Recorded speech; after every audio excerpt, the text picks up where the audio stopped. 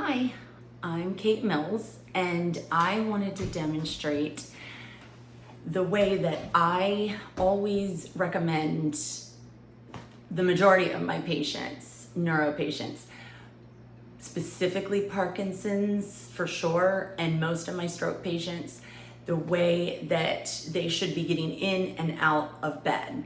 So I know it sounds like it should be a pretty basic thing, but so this is what I run into almost all the time. They sit down much further away from their pillow, maybe because of spatial impairments on judging distance. But so they way down here, and then they tend to just want to go right back. And then sometimes if they can get their legs all the way up, then they're sort of like this.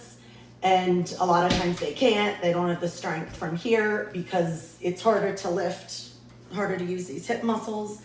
And then of course, when they're trying to get up, they're trying to get from here, and they're doing all this. It's just not awesome. So it can be a lot easier just with training. You want to get as close up to the pillow. I'll even have them sometimes right up against it because they're always going to naturally scoot down a little bit.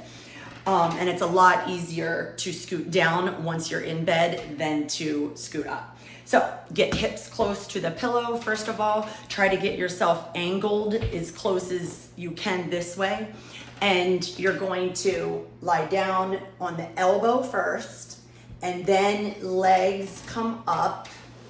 So they're on their side first, and a lot of them need a side rail, even though they don't want to think they do, but they need a side rail, which can help them keep themselves on their side as they go down, and then rolling to their back.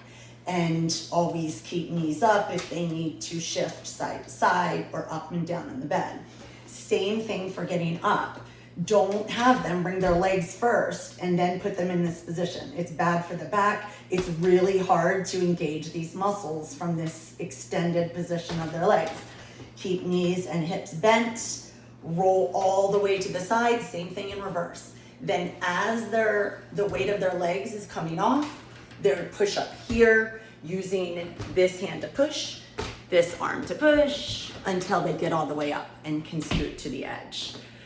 So seems relatively simple, but by far the majority of my patients want to go right back to their back and then have a hard time getting their legs up. And it's not even necessarily because they have weak legs. It's because it's a difficult position for any of us to pull the full weight of our legs unless you shorten them and give these hip flexors, put them in a much better sort of length tension relationship to generate the force to pick up the legs. And this weight bearing position here is a fantastic transitional position, especially for people who've had strokes and have weakness over here, but don't want to avoid that. That's a great exercise in and of itself, just going down here and practicing pushing up. And my Parkinson's patients need to practice that trunk rotation as well. Not that they tend to want to do this because everything they do is like a board. So you want to sort of break that up, make them go down, rotate back. Okay, thank you.